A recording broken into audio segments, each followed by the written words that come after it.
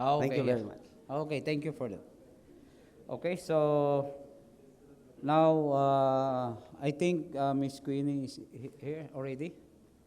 Miss Corayag is here. Uh, excuse me, Dr. Hurtada. Ma'am, nandito na? Eh, Not yet? Okay, okay. Okay, so in lieu of the next presenter, may I call Professor Agnes T. Banson, who will be presenting a paper entitled Exploring the Demand Dimension of Good Agriculture Practices Adoption in the Philippines. Thank you.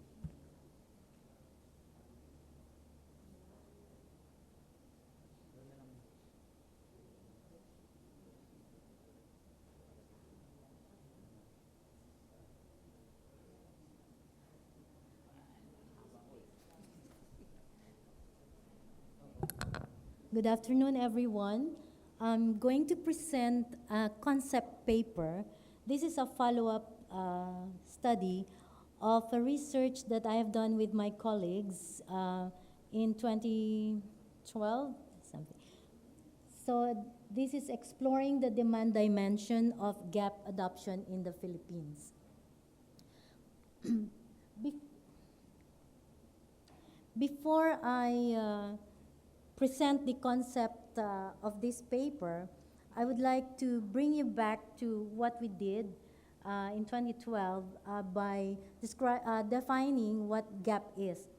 GAP is Good Agricultural Practices, and this has been defined by FAO in 2003. This refers to the practices that address environmental, economic, and social sustainability for on-farm processes and result in safe and quality food and non-food agricultural products. So this actually started with Europe GAP, which is a common standard for farm management practice created in 1997 by European supermarket chains and their major suppliers. So the main goal for the Europe GAP is to bring about conformity to different standards of suppliers which had been creating problems for farmers. Then in 2007, Europe GAP changed its name to Global GAP to reflect its increasingly global scope. A year before that, the ASEAN GAP was developed by the ASEAN Secretariat and as a standard for GAP or Good Agricultural Practices and they started with fresh fruits and vegetables only in the ASEAN region. So the purpose of ASEAN GAP is to enhance the harmonization of national GAP programs within the ASEAN and enhance fruit and vegetable safety for consumers. As I have said, they started only with fruits and vegetables. Now, in our country, in 2005, the guidelines on the certification of GAP for fruits and vegetables in the Philippines were formulated and explored and enforced. As you can see there, that's the actually the logo for PhilGAP. Now, our findings, according to the drivers for the adoption of GAP is number one, export market requirements. Most of the adopters of GAP actually were exporting their products. We did our study on mangoes and bananas because these were the top exports during that time. And then another is government initiatives and support, non-government initiatives and support, individual corporate culture, and the constraints are knowledge constraints. Very few consumers and very few farmers knew about GAP. They were not very familiar with it. One of the respondents actually said that for him, GAP is the brand name of a clothing company. So even when we started this research, I was not really very familiar with GAP. The next is cost constraints. As I will show you in the next slides, it's very costly to adopt these practices. If you can see that top left picture there, these are mangoes bagged with brown supot, brown bags. And it's very expensive to do that, very laborious. Each mango will be bagged, and I think one bag will cost about 20 centavos. Process constraints. The farmers will have to record everything that they do, when, how much chemicals they use, and they have to have all these records, so it's very tedious. And then there is the reward incentive constraints. Many of us do not know what GAP is, and we know about organic products, and organic products have a premium price in the market. But GAP certified products do not have a premium price in the market. We do not even know what they are. All right?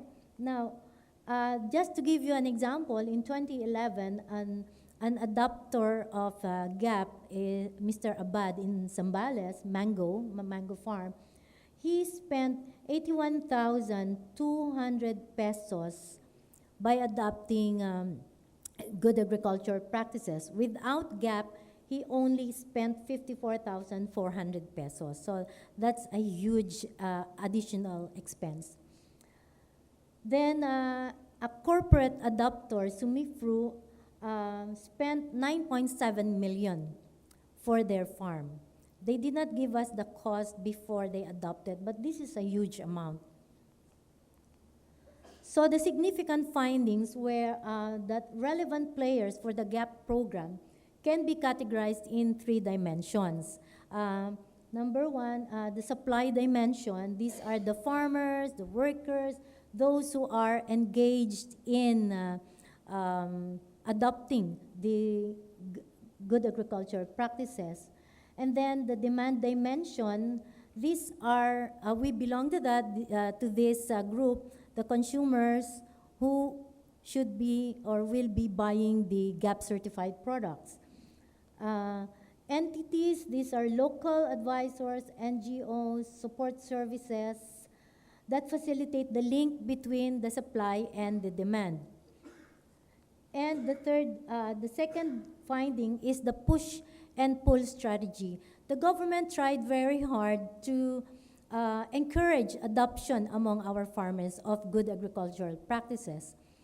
And however, because of the expenses, the extra costs, and they could not even charge a premium price for the products that they have harvested, then there was no incentive for them to adopt the good agricultural practices.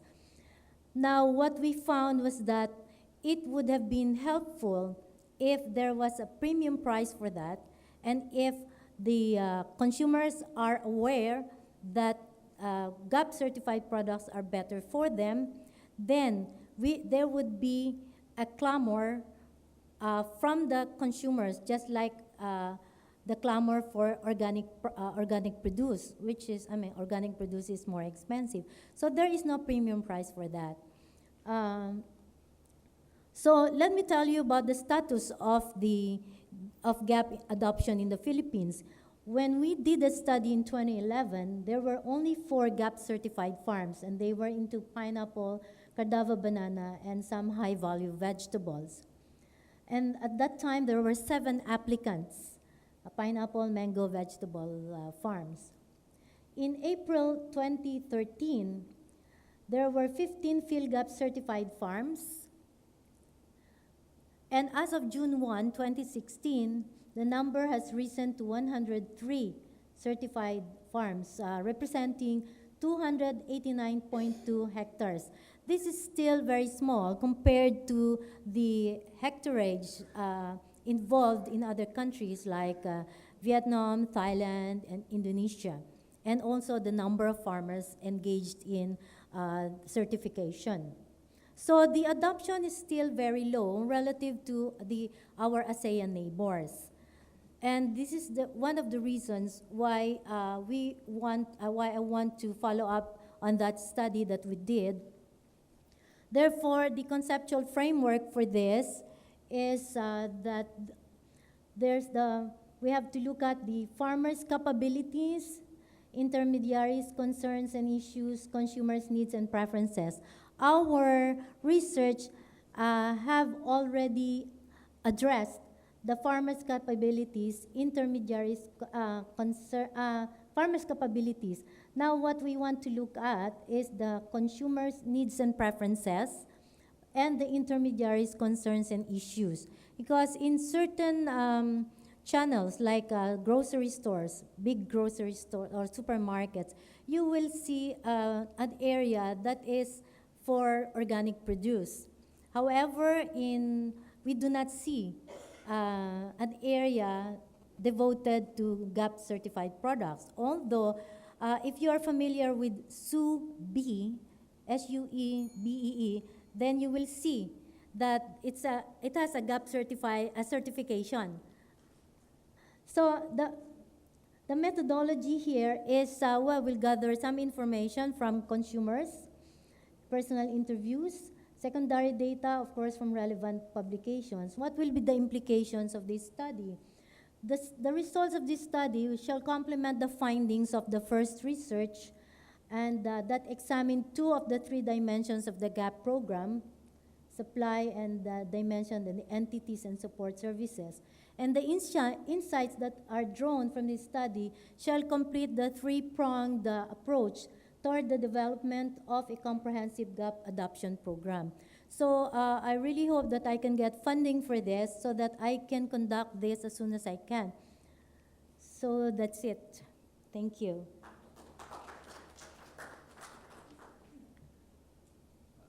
Thank you, Dr. Banson. So may I open now the floor for questions on the topic? Wala na results. It has yet to Prof, be conducted. Prof. Catelo.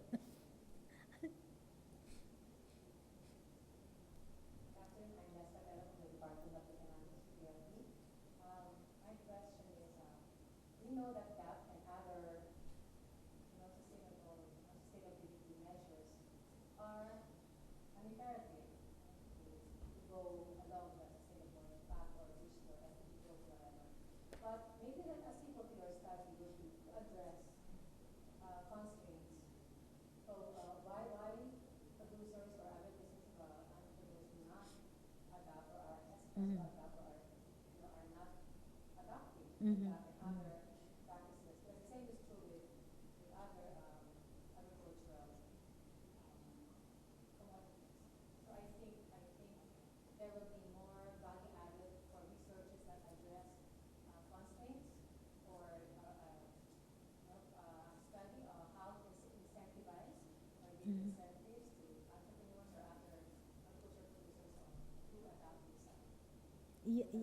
Yes, you're right. Our research actually addressed those constraints. We have policy recommendations, and also, actually we found that there's very low awareness among the consumers. I myself, who did the study, was not very familiar with GAP when we first started that. So there are so many of us who do not know about it. But I'm sure since you're willing to pay extra or a premium price for organic produce, then I think you will also, consumers who will be made aware of GAP, what GAP really is, would also be willing to pay a premium for GAP certified products. And that we have to find out in this research, because now we're looking at the consumers also at the same time, the intermediaries. These are supermarkets, fresh food produce outlets, and fresh produce outlets. Yeah, okay. Follow up.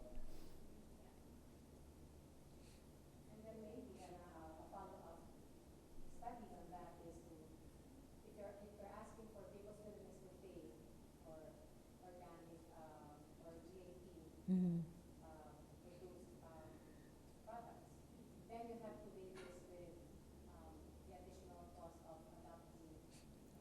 Yes.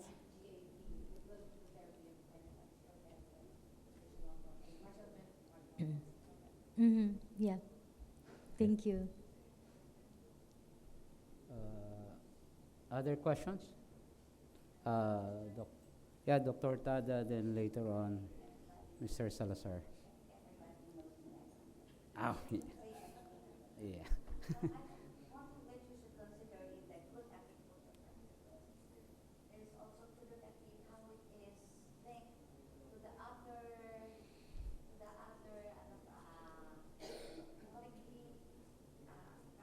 Y- yes.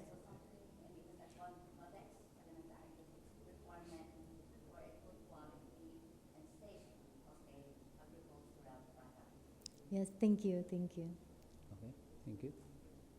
Then,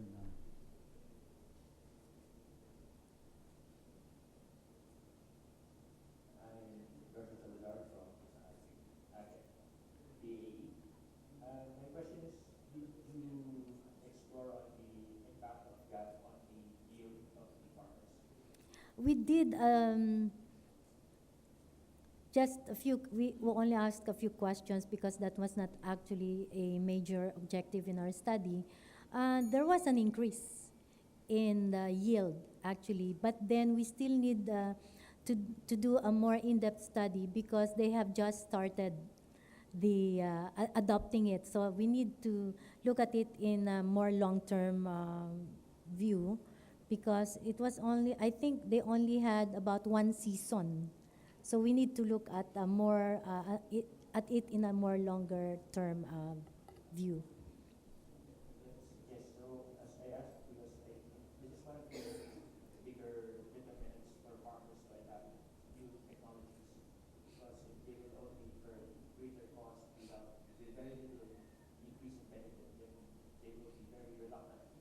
Mhm.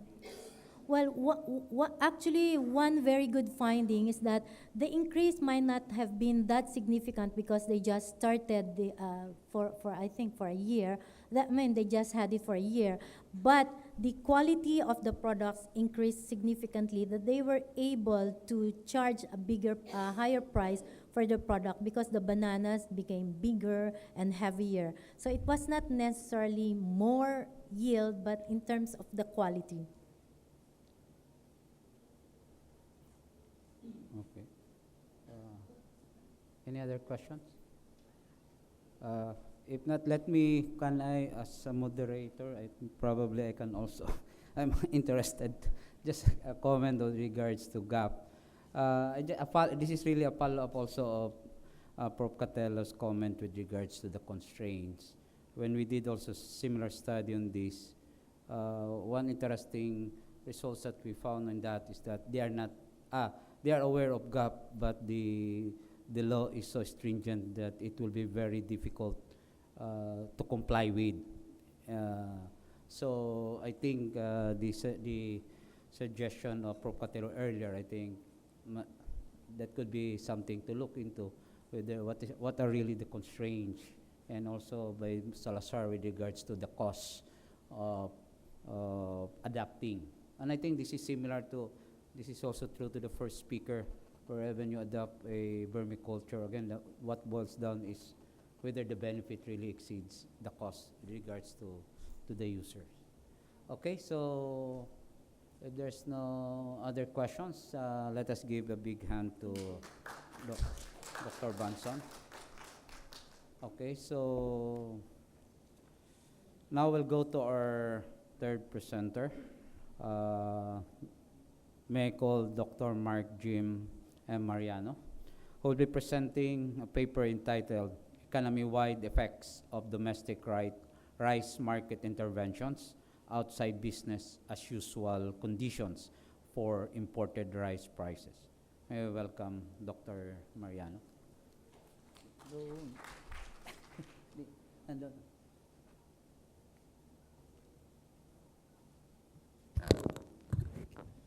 Okay, good afternoon to all. So let me just acknowledge my co-authors for this paper. My co-authors are Dr. James Gaisike and Dr. Tan Wang Ni from the Center of Policy Studies in Victoria, Australia. So to begin with, let me just give you a short background about the food security program of the Philippine government. So in the Philippines, the rice market has always been at the forefront of the government's food security program, with rice self-sufficiency and price stabilization as the key goals. This emphasis on rice is understandable given the economic importance as well as the dietary importance of rice to Filipinos. For example, it remains as the main staple for around 100 million Filipinos, and it also the main source of livelihood for the countryside or the rural sector. And also, a high percentage of our total land supply is devoted to rice production. So its economic value really depends on, or the rental value of land is highly affected by the by rice production. And then lastly, the Philippines is a major player in the global market, not as a net rice exporter, but as a net importer. Okay. And the government intervenes in the domestic rice market in a number of ways. And some of these interventions is the imposition of tariff on imported rice, and also the provision of price subsidies to both producers and consumers, or what we have the price ceiling and the price floor policies of the government. And our decision makers or our policy makers, they knew that the implementation of these programs generates allocative efficiency cost. Why did I say that one? Because there is a vast literature that says that trade barriers and the implementation of price subsidies would generate economic inefficiency. Some of these authors are listed here. For example, for the trade barriers, we have a couple of authors saying that we need to reduce those trade barriers in order to promote economic efficiency. And also there are some authors who says that those price subsidies are very inefficient in affecting the market. So it's better to just let the market determine the prices. So why then does the government still implement these programs if removing them can improve economic efficiency?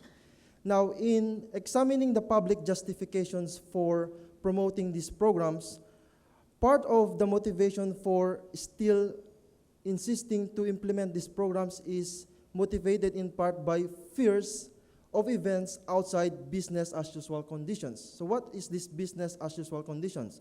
For example, in 2008, we have this world food crisis where our country has been affected by an external price shock. So the government wants to sort of insulate the domestic economy by having this pre-existing domestic support in the domestic economy. So that can be viewed as the government willing to incur some allocative efficiency losses in order to generate or in order to secure particular benefits arising from domestic insulations from events or random events like that what happened in 2008. Now for this study examines the performance of those domestic rice market interventions when there is indeed a sudden spike or there are some disturbances in the global rice market. Or to simplify that objective, we quantify the benefits of insulating as well as the cost of ensuring the domestic economy through the implementation of tariffs and price subsidies against those external price spikes on imported rice. And we quantify this benefit and cost using a dynamic CGE model or a computable general equilibrium model. It's called a general equilibrium model because it considers the interaction of all economic sectors in the economy. So for those of you who are not familiar with CGE modeling, we usually do two types of simulation. So first is we do this baseline forecast simulation from our base year up to a forecast year. And this is where the business as usual scenario is. Okay, so for example, I have an input-output data in 2001. I update that data using historical data up to, say, 2016 to the recent year. And then we use forecast data from, say, IMF, World Bank, and other reliable sources to project the baseline scenario for the economy. Now, after running the baseline simulation, we also run a policy simulation. This policy simulation is similar to that baseline forecast, except that the policy shock is embedded in this simulation. Okay? So any deviation, okay, this line deviates from the baseline, and that is due to the effect of the policy. So we can really measure the impact of the policy using percentage deviations from the baseline forecast. So that's how we quantify those costs and benefits. Okay, and here are the results of our simulations. So first, okay, we run a simulation where the economy is subject to an external price shock. And then we run a simulation where those interventions are in place. The tariffs and also the price subsidies are in place. So what would happen, how would the economy respond, okay, given those interventions when there is an external price shock? So let me just first explain this second column here, the results in this one. So as you can see, most of the economic indicators, they are negative. Of course, because an external shock creates disturbances to our domestic economy. Okay? So that creates negative effects on the economy.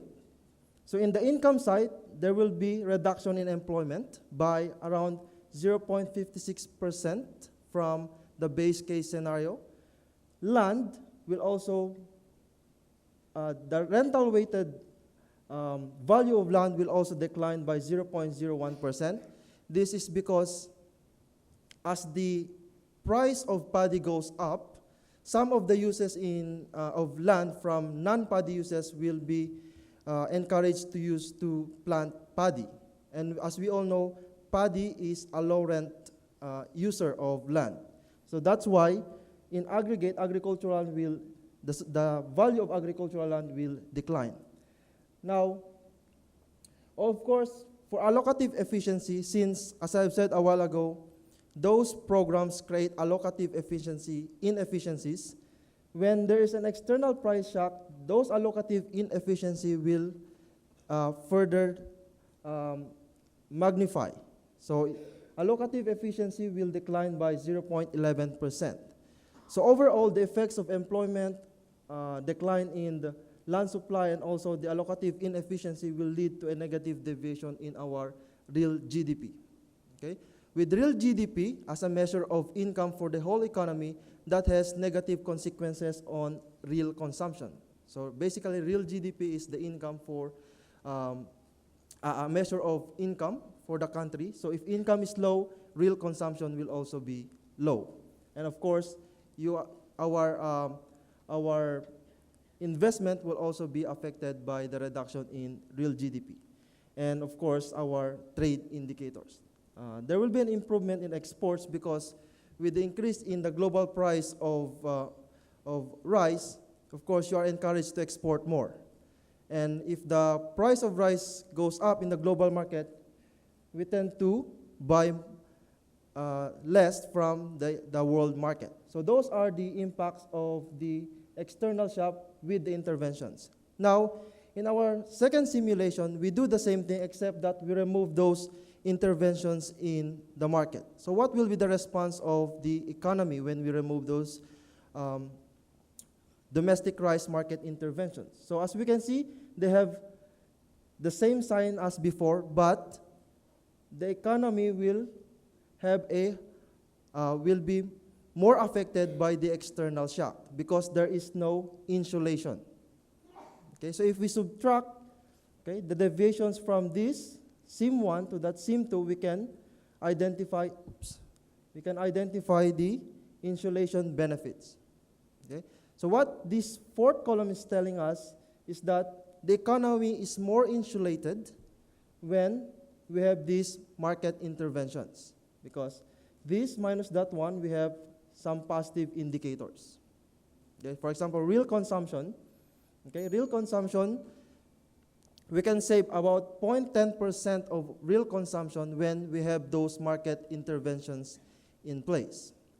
How about the economic cost of retaining those interventions? So again, we run a simulation and then quantify this economic cost. And we found out that the economic cost of maintaining those interventions is higher than the insulation benefit. So what can we conclude then? Okay? So first, relative to the without intervention or relative to removing those interventions, the economy is more insulated when these domestic rice support are in place. Okay? For example, reducing the real consumption loss from a 2008-like event, which is the external price shock, by approximately 0.10%. However, the cost of insuring against these price spikes is significant. Okay? As we can see from this table, the ongoing cost for retaining those domestic rice market interventions is about minus 0.34% of our real consumption. And that appears to be a high ongoing cost. That is per year. So if we could have just removed those one, then we can have saved this 0.35% of real consumption. So what would be the implication of this in terms of policy decision making? Okay, what is this saying is that for the ASEAN economic integration, it's better for the Philippines to open up its economy because, as we can see here, we can have this improvement in real consumption due to lower prices, and of course, we can generate allocative efficiencies in the production of our domestic goods. Okay, that ends my presentation. So if you want to know more about the paper, because there are more to tell, the paper is already published in the Applied Economics Journal. So that's the paper. So if you want to know more about the results, you can download that paper. And that ends my presentation. Thank you. Thank you. So any question for Dr. Mariano?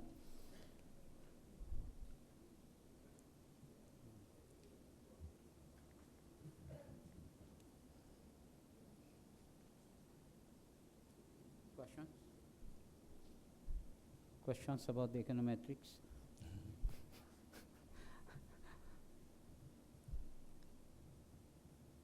So I think nobody would like to ask questions on those figures that Dr. Mariano or presenting. Dr. Hurtado was laughing. If only the unit there is in kilograms, kilocurie, then probably Dr. Hurtado will ask questions. Okay. So if none, then let's give a big hand to Dr. Mariano. Thank you, Jim. Now let's go to our next speaker. Let's welcome Ms. Leonie Artes. She'll be presenting a paper entitled Postharvest Quality of Bananas After Inter-Island Shipment from Northern Mindanao to Manila, Philippines.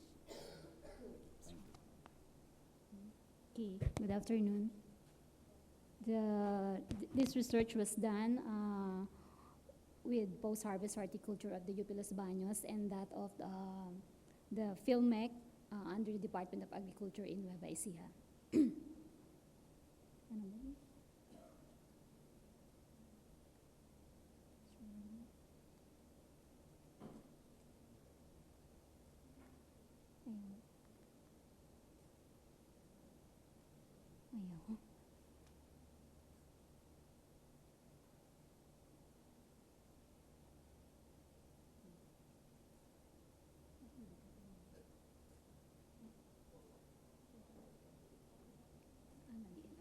Sorry.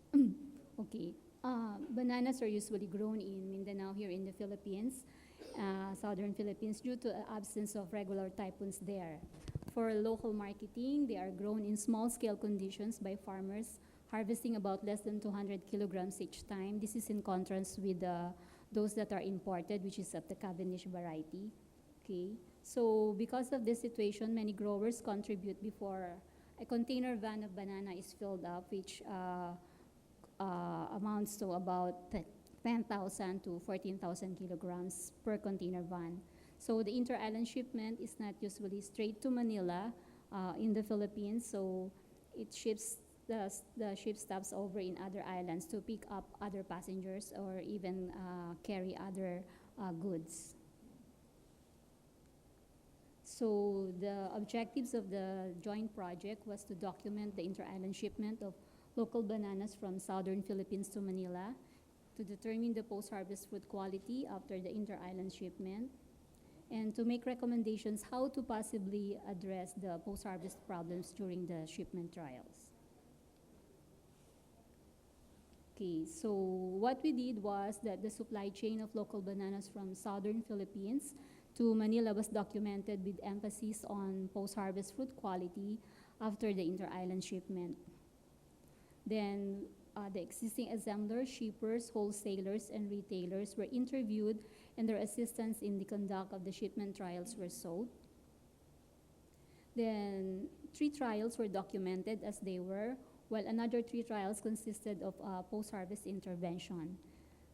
This consists of an addition of an ethylene adsorbent, which controls the ripening of the fruits to reduce the volume of ripe bananas after the shipment was done. Okay. This is the general methodology or general protocol of the shipment of the bananas. Usually it comes from the northern Mindanao area. So from the farm to the ports, port of Mindanao, then to the port of Manila, and then to the wholesaler, and then to the retailers. So usually it will take about 32 to 40 hours if it's strictly followed. But we found out that there's an additional 1 day more or 2 days more. And so the whole shipment would take about 80 to 130 hours. So more or less that would be a minimum of 5 days to as long as 7 days from the harvesting to retailers.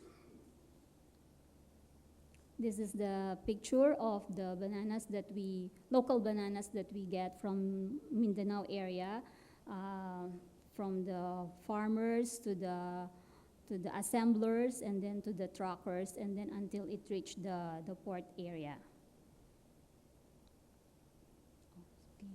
So we conducted 6 shipment trials. The first 3 consisted of just observing the regular handling. This consisted of shipping Sabah, Lakatan, and Latundan. This is bulk loaded without any containers. Okay, and then the next 3 trials consisted of the interventions that we were introducing to control the ripening. The shipments consist of 20-footer van, using 20-footer van, mostly 20-footer van, but in the interventions, we use 20-footer van, 1 for control and 1 for the treated. But in the 5th trial, we just opted to use 1 container van, half of which was with the control and half of which was treated. For the last trial, we used the one in packing in crates because they use the Lakatan, and that is from the Davao area. So all the 5 trials all came from the northern Mindanao, while the 6th trial came all the way from the Davao City.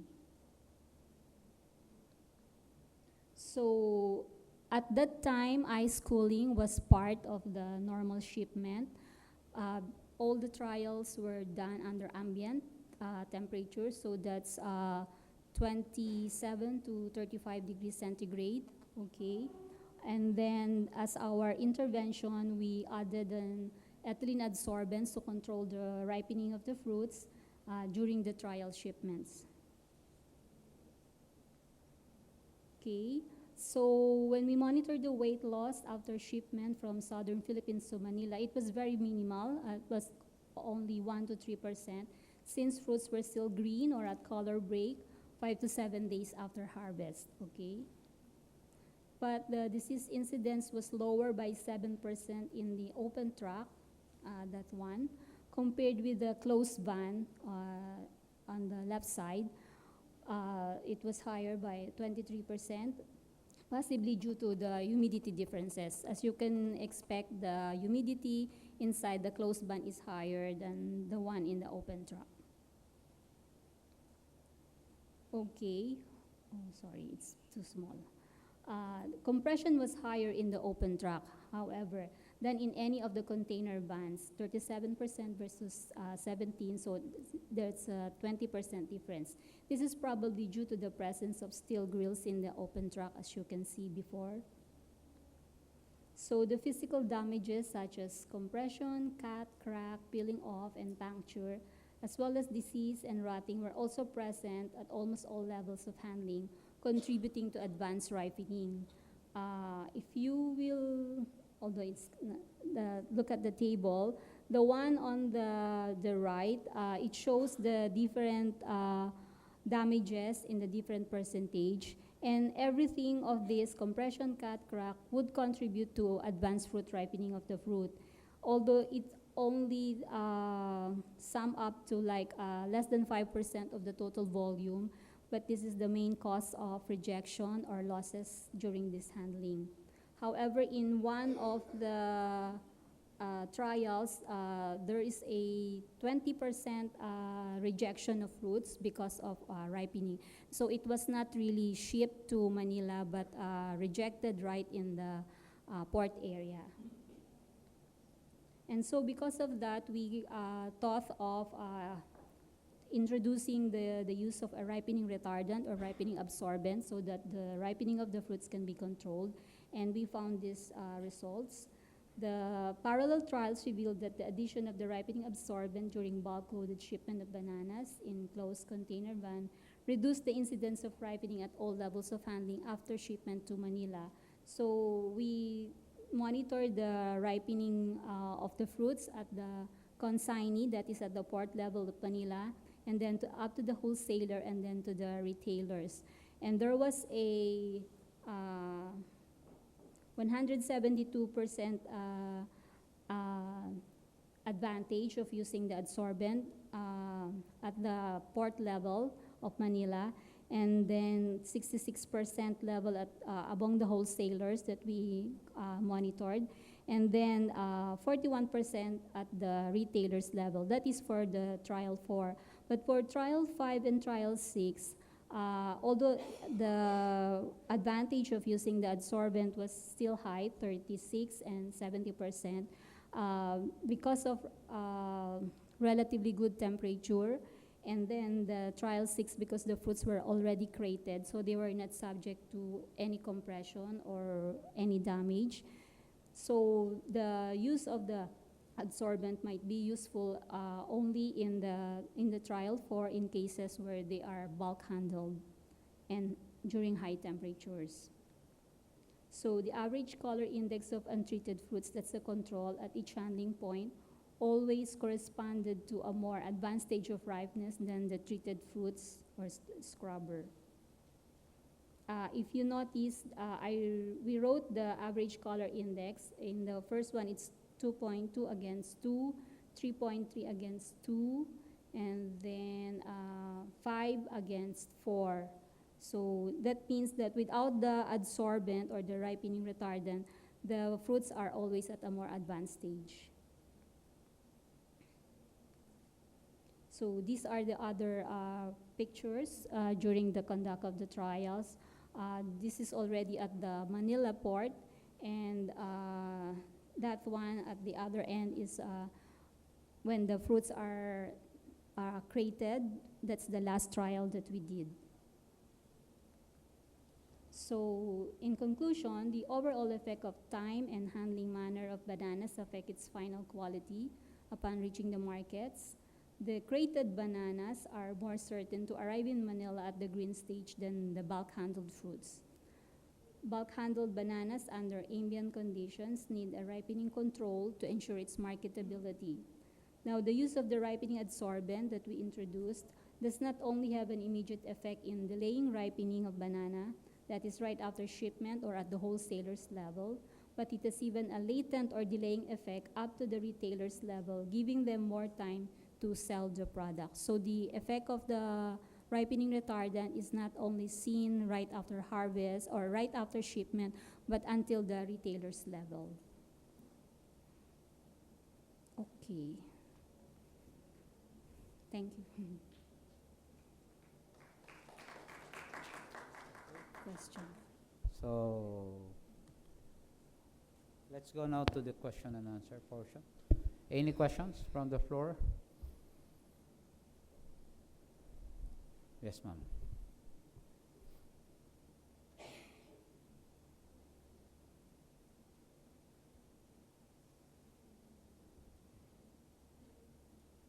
Dr. Soriano from Central Mindanao University. Good evening. Is there any plan for your group to check on the taste, on the palatability of these bananas? Because as we have experienced in Bukidnon, the peel is already yellow, but the fruit, the banana, is not really that tasty.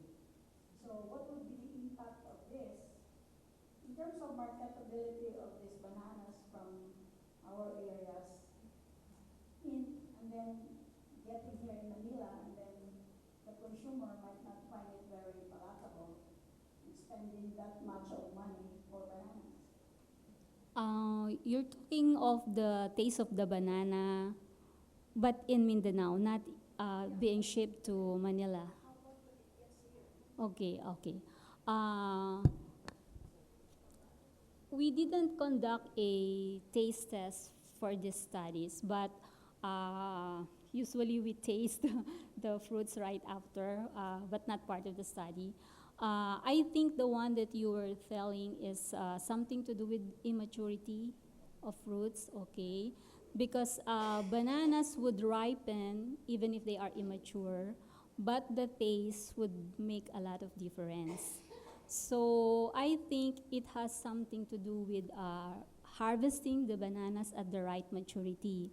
Although because of this problem of ripening in transport, the how do you call it, the consignees or the farmers has a tendency to harvest them at the immature stage so that it will not ripen during the sea shipment, okay?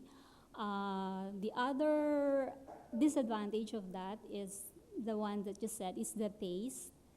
But as far as the traders will be concerned, they are happier because their bananas would not ripen immediately after shipment. But that is the trade-off of that, okay? So if they actually now they are harvesting the bananas at a little bit immature stage, so that even without the adsorbents that we use, they would still not get the over-ripening of fruits when it reaches Manila. So that's the trade-off now. Yes, sir.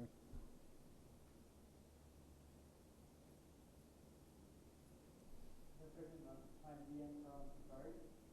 Sir, have we also considered the financial implications of this intervention, that because eventually it might be costly for the farmers to buy these absorbent and these trades?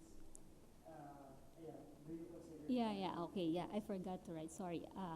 Actually, the cost of the absorbent, at the time that we use them, would only be around 500 pesos per container van. And the container van would constitute about 10,000 to 14,000 kilos. So it's relatively much cheaper, okay? So it's not much, but the question would be the availability of the adsorbents. We had imported adsorbents, ripening retardants, and we also have in Postharvest a locally produced one, but the regulations in using that is the one that is hindering its commercial use. Okay. But in terms of costing, it's not much. Yes, Dr. Dan. My name is Anne from Vietnam. In Vietnam,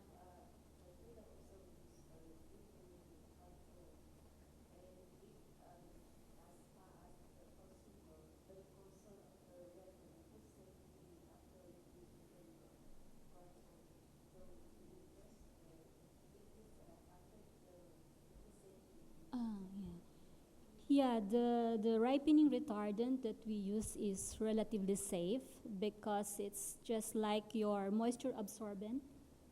Okay, and I think it's the same, the one that you have in Vietnam. Or is it the one that is dipped in ethyl solution? Okay. So this one is relatively safe. The question is its availability commercially.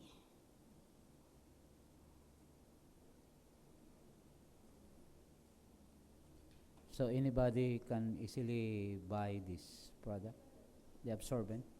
From the imported ones, the commercial ones, yes, sir.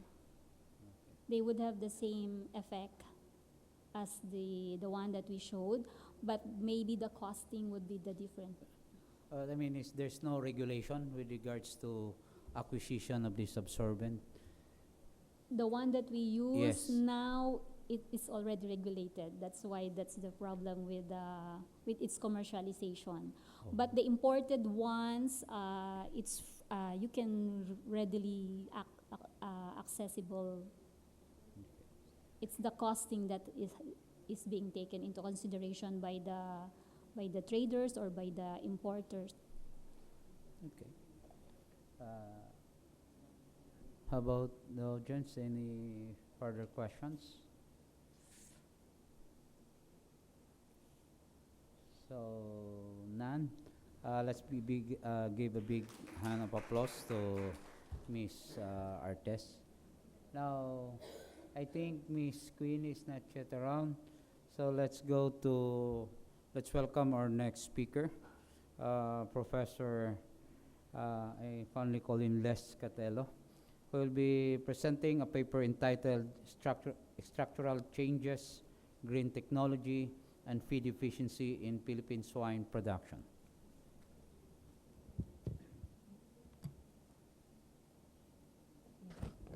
Good afternoon.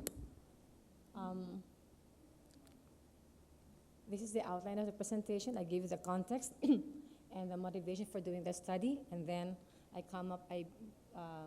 walk you through the data and methods, and then the highlights of the results and something to take home from the additional knowledge and potential solutions towards reaching food security goal. Excuse me.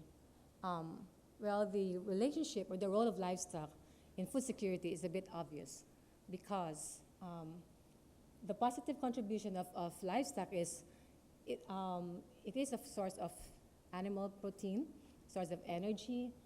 It is also a source of wealth, especially for small-scale holders, who when the time comes that they need money, then they have the animal to sell. It's also a form of a risk assurance, especially for the crop livestock system of production. And the indirect role, it also serves as an input for production of commodities.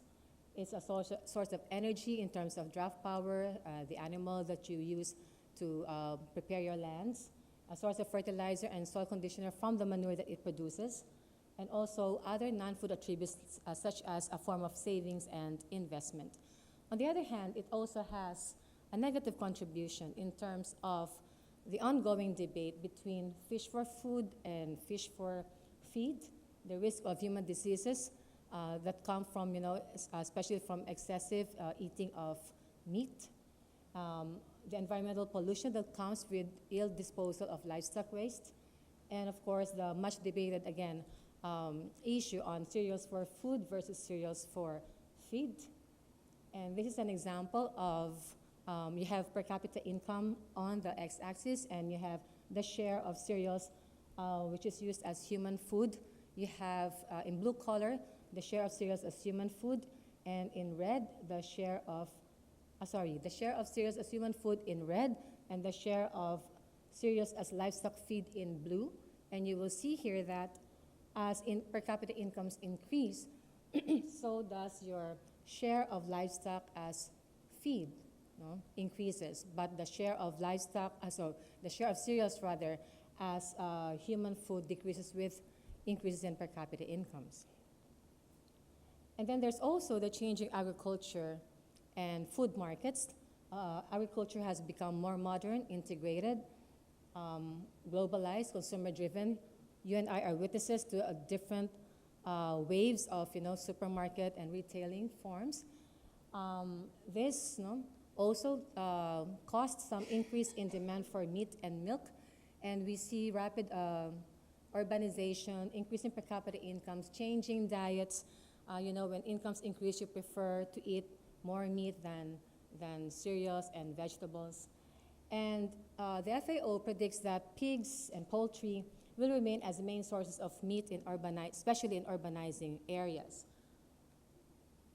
And then we have another context is the growing world population, which is projected to grow to about 8.5 billion by 2030, and of course 9-point-something billion in 2050.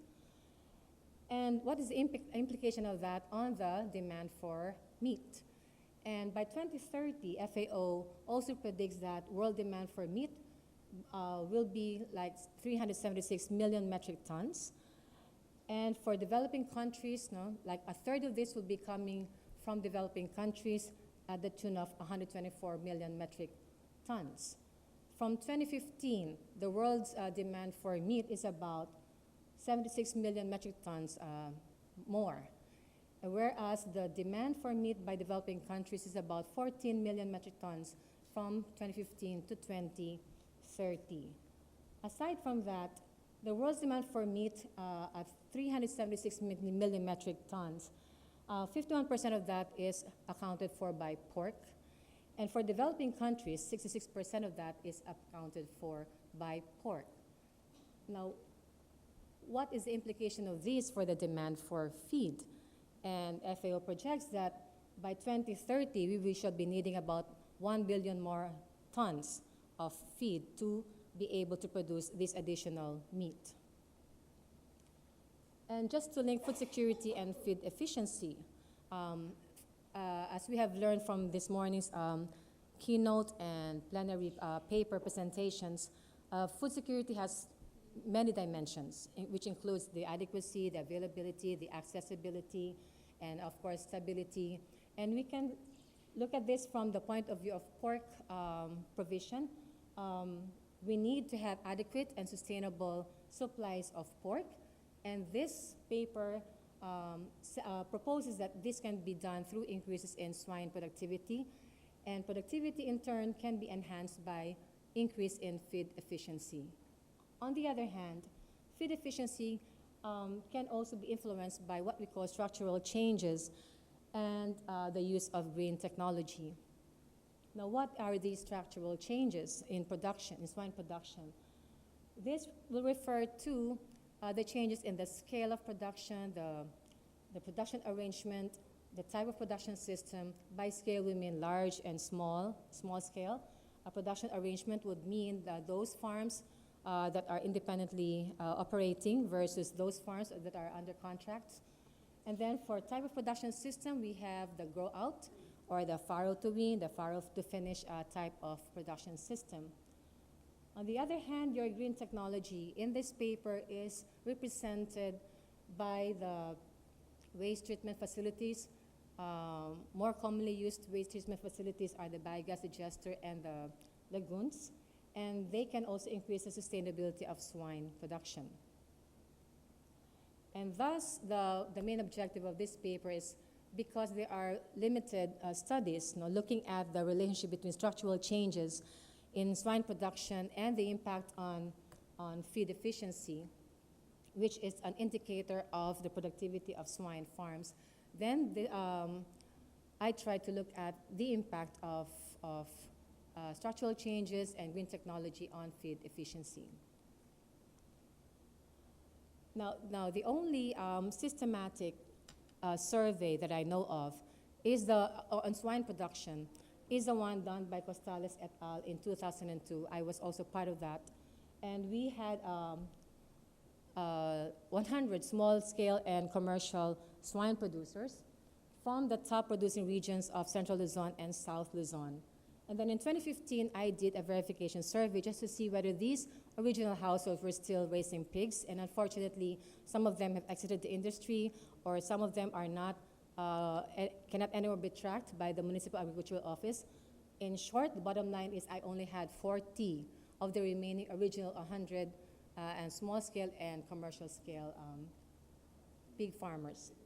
And they form what we call the balanced panel data of 80 observations between 2002 and 2015, because it's very difficult and expensive also to conduct, panel data survey. The dependent variable that I used here is your feed efficiency, because feed takes about 60 to 75% of swine production. The share has not really changed much over the decades. It's still the most important input to swine production, and therefore, if there's an improvement in feed efficiency, then there could be increases in productivity of the swine farm. And I used feed efficiency here as the total weight in kilogram output divided by the total weight in kilogram feed used per production cycle per year. The difference here, well, this is similar as one or two of the studies that I've seen in the literature.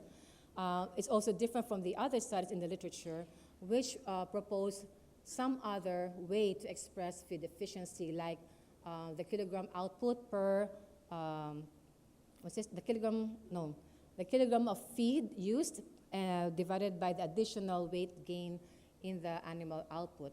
The problem here is in the Philippines, pork production is 65% of the total number of animals, or population, or of pigs, are raised in smallholder farms, and 34% or 35% are raised in commercial farms, and therefore smallholder farmers are not really into good record keeping, and it's very difficult to measure the amount of feed that they use and so on. So I cannot use the additional gain per kilogram output of per kilogram feed used. Anyway, I transformed the feed efficiency into its natural logarithm just to do away with the extremes or the skewness in residuals.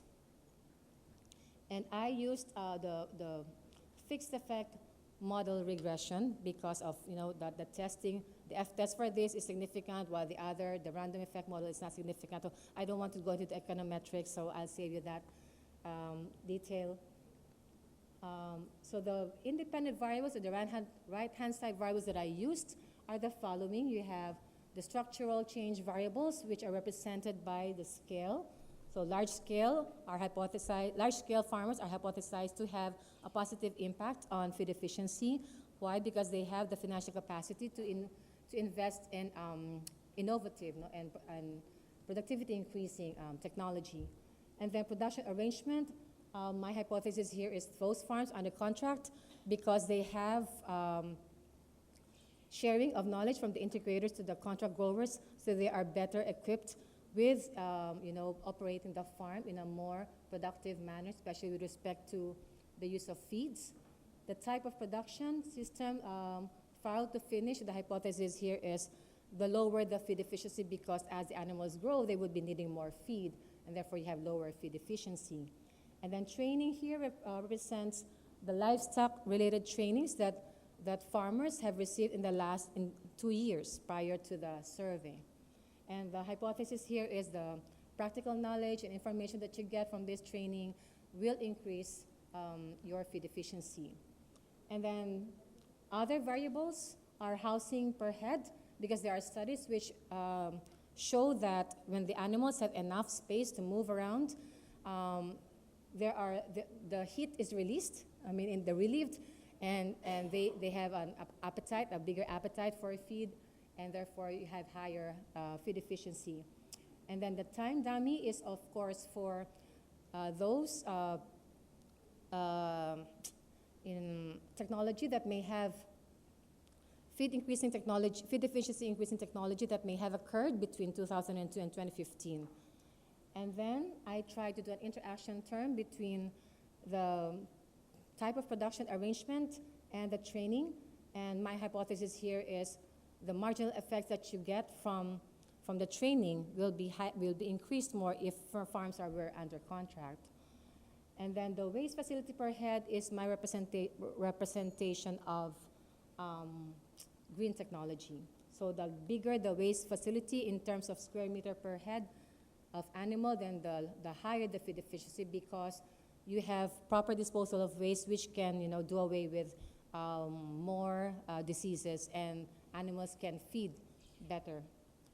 This is just an overview of the Philippine swine sector, why it is an element of, why it is important towards achieving food security, because it employs a lot of people. It also gives benefit to consumers.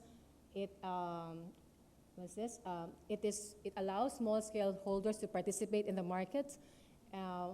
However, it also has some issues on environmental pollution, which has an impact also on the food safety aspect of food security.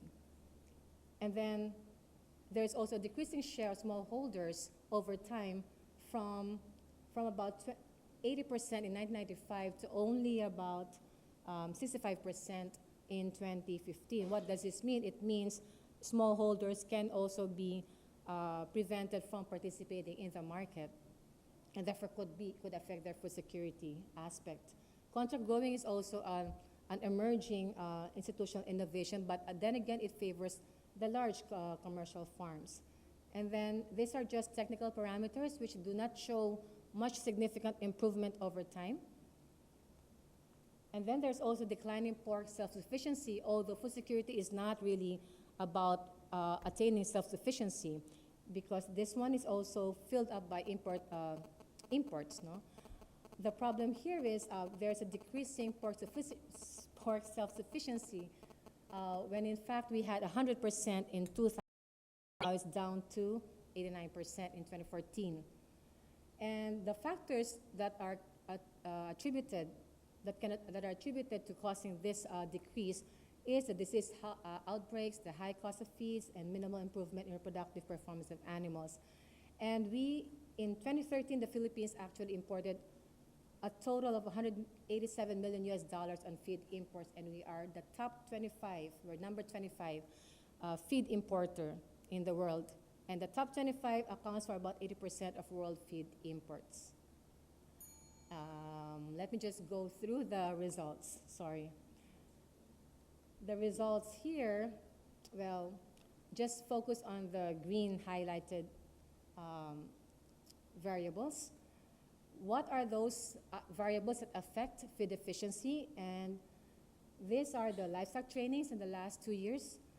And then you have production arrangement and training, but it has a negative sign.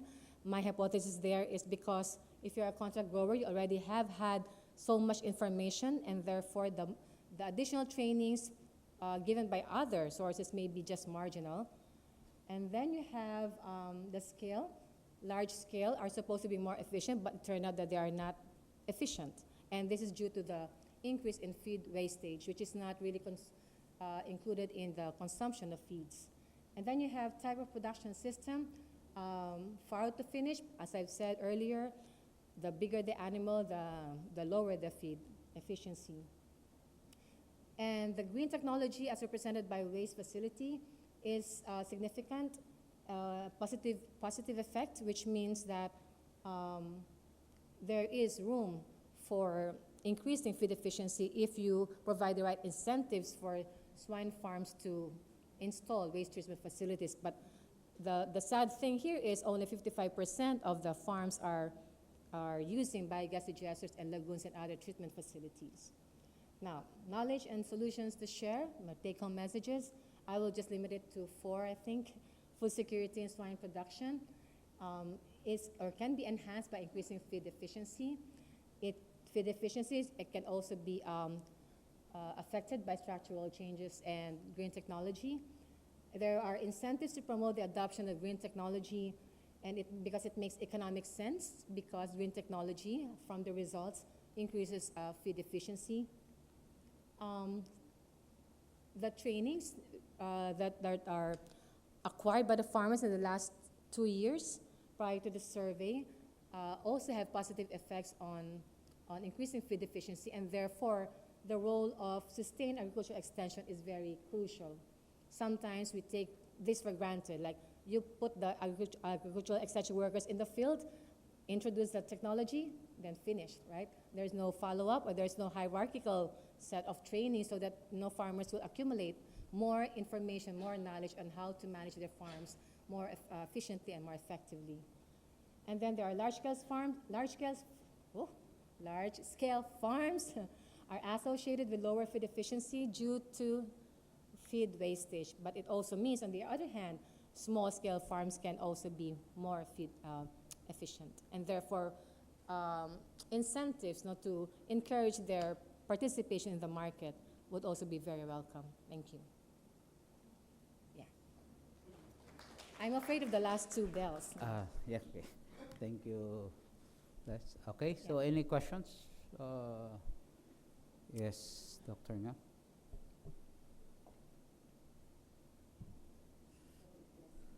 Nine.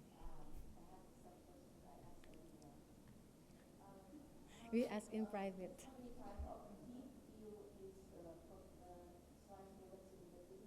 How many types? We classify them as A, B, C. What? I like the South. Are you talking about? Yes.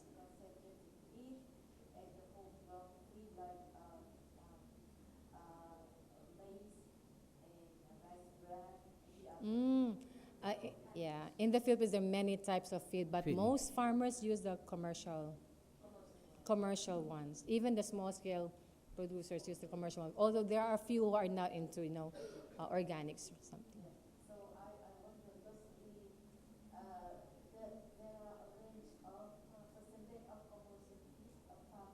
Yes.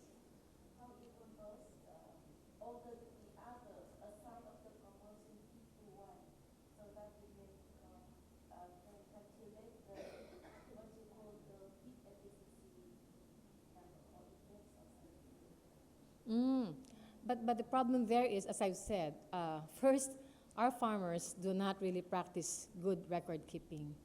So even if we ask them, like in the field, we have like this thick questionnaire all about feeds, but they cannot tell you how much of these have I used, right? And we have different kinds of feeds also, which we also try to incorporate in the analysis, but not here in the other study, but very difficult. So that's why the reason is, that's the reason why I decided to just use total kilogram of feed, whether, commercial type or not commercial type. But it's safe to say that maybe like 90% of the feeds are of the commercial type. Okay. It would just take different forms, like they use pellet form or they use mush form. But then again, from the survey, most of them use the mash form and the pellet form. So not really difficult, or not really statistically significant difference between these two. Okay. Yes, ma'am.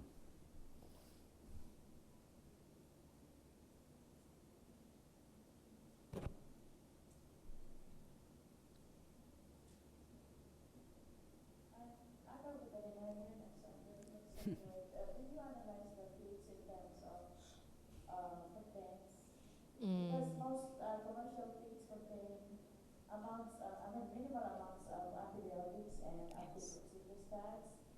So, which can affect feed efficiency in the long run. Yeah. I believe that my recent researches on antibiotic residues in pork has very disturbing results. So, I'm just curious if you would not be intending to analyze the feeds that were given to the pigs. Well, I'm an economist by profession, but if I would be interested to do that, but I would be needing a technical person. Yeah, but it's not in our field. But yeah, that's one thing that is also bothersome or crucial also in the swine operating business. So we have had these issues before, even though there is a regulation to withdraw the antibiotics, right? Like 2 weeks, I think, before slaughtering. But some farmers will still be not following this regulation. And then, which brings me back to what was my earlier question to Dr. Agnes a while ago, like that the Philippines has a whole lot of regulations, environmental regulations, production regulations, name it, we have it. In fact, we are being copied. Our regulations are being adopted by other countries. But the problem here is I keep thinking on how to incentivize or how to give incentives to, let's say, the regulated farms to follow the regulations, right? On the other hand, how to give incentives also to the regulator, to the lawmaking agencies, right, to really implement the laws. And, so that could be a very interesting topic. And it would probably boil down to institutional factors affecting, adoption of, good management practices or feeding practices or whatnot. And also regulating farms according to the rules and regulations. Yeah. Yes. Yes, Sorry. Dr. Soriano.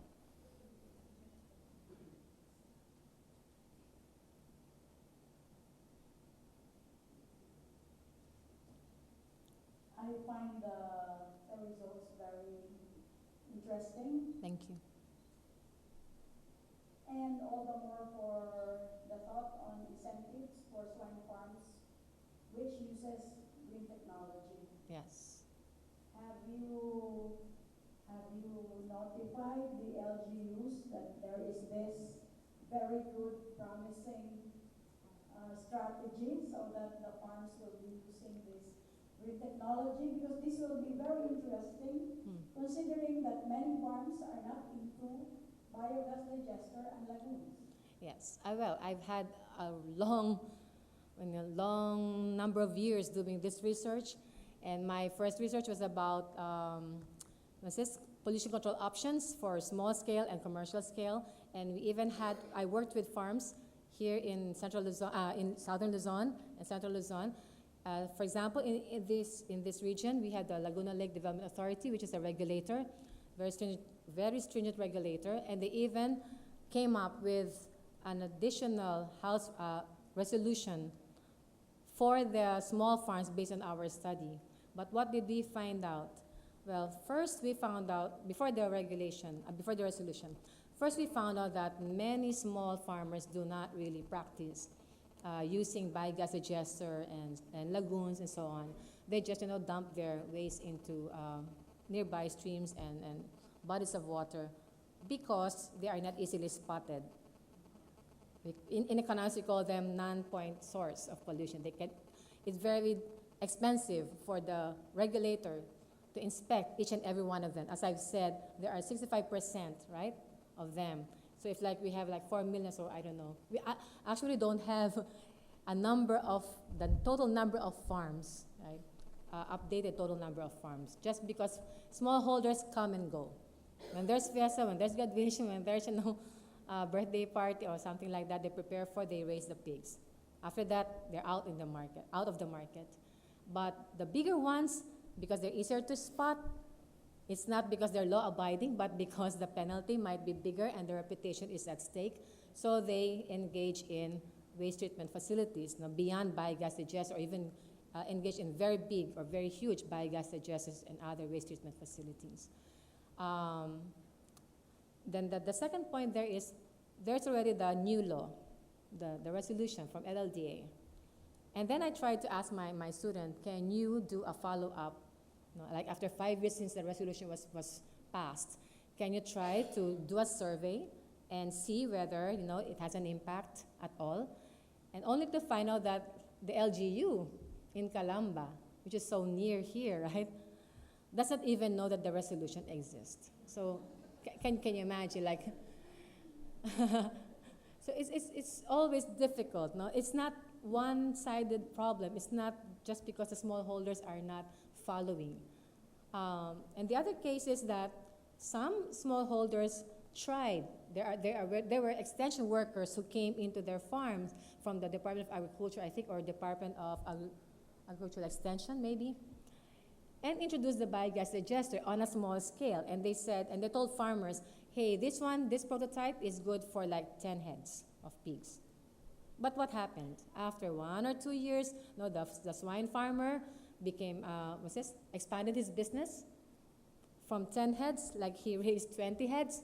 but did not expand the biogas digester. And so the biogas digester just exploded.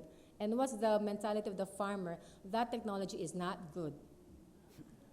Only because also on the part of the extension worker, there is no follow-up. Maybe there's a scarcity of public funds to follow up on this technology that we are trying to promote to our smallholders. So very difficult. So as I've said, it's going to be a very interesting research to look at what will incentivize regulators to do their job well, and what will that's not part of the anymore. Yeah, and what will incentivize firms, regulated firms, to also abide or to adopt this technology. Can I follow up that question? That bell was for you. Yeah, for me to no, but considering you said, I think a lot of when I was a student, that biodigester is already been a technology. It's an old one, but the problem is most of the study shows that small farmers, especially backyard, cannot afford because of the.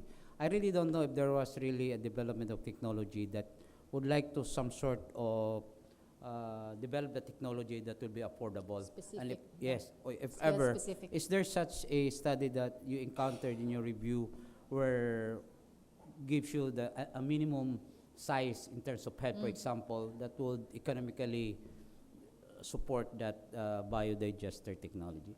That was actually my first research. I had engineer Moises Dorado with me because he was the waste management expert, and we tried to come up with prototypes of different scales. And we showed this. Our survey area was in Mahayhay, where you have these rows of pig farms in the town center, right?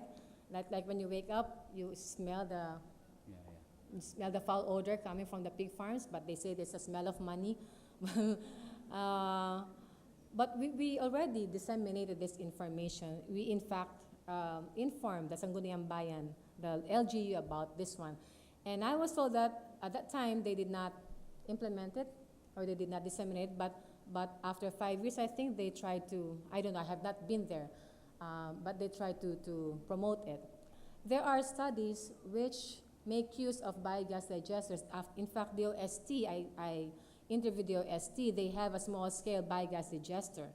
Again, the sad truth is they cannot promote it because for some reason, farmers do not adopt it, or there are only a few farmers who adopt it. It's not high cost, it's actually low cost. And Cavite State University also have come up with small-scale biogas digesters. So there are farmers, swine farmers, who are able to use these biogas digesters, but for the majority of small-scale farmers, they don't. Okay, thank you. So, from the audience, sorry for taking your time in that question and answer. Any questions with regards to the paper presented by Prof. Catelo? If not, then let's give a big hand to the Prof. And Catelo. thank you for your interest, I always was thinking, who's interested in pigs, but you're interested. So. Okay.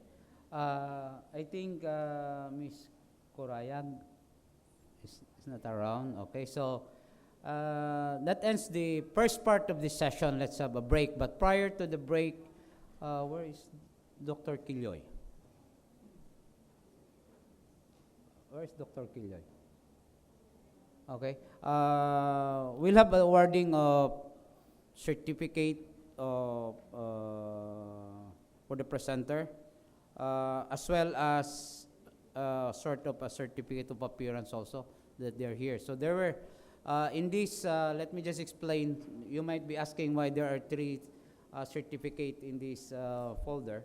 One is a certificate given to the person who actually presented the paper. The second is a certificate for all authors of the paper that were presented. And the third is a certificate, sort of a certificate of appearance that you really hear in this session, because maybe some government and other agencies are really looking for that. We are government. It depends on the auditor. They don't honor that certificate of that they have presented the paper. They really wanted that certificate of appearance. I really don't know why. May I call Dr. Quilloy? a colleague in the department to help me or assist give the honor in awarding the certificate, the 3 certificate. So may I ask the presenter, when I called your name, to come forward to receive your certificate? The first presenter, Mr. Salazar, kindly assist Dr. Kilay. The first presenter, Lawrence from Antique. Ay, dito sa gitna kasi. Okay. Okay. The second presenter, may I call Dr. Agnes T. Banson.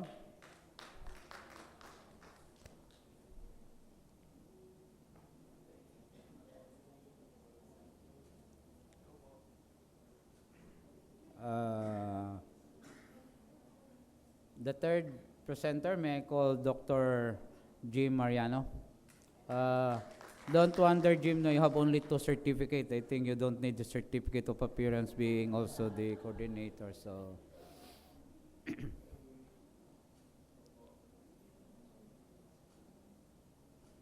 okay.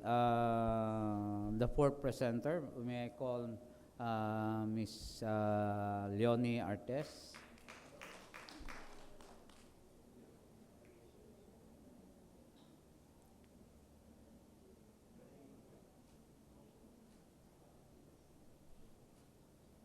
And lastly, but of course not the least, the most interested topic so far, I think, in terms of questions, may I call Prof. Maria Angeles Catelo.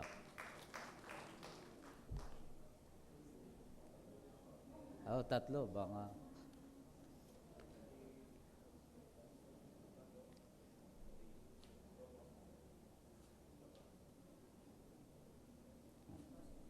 Okay. So let's have a 10 minutes break, and may I request the presenter and the audience to be back after 10 minutes so we can start on time and finish on time also, so that for our fellowship this afternoon and this evening. Thank you very much. And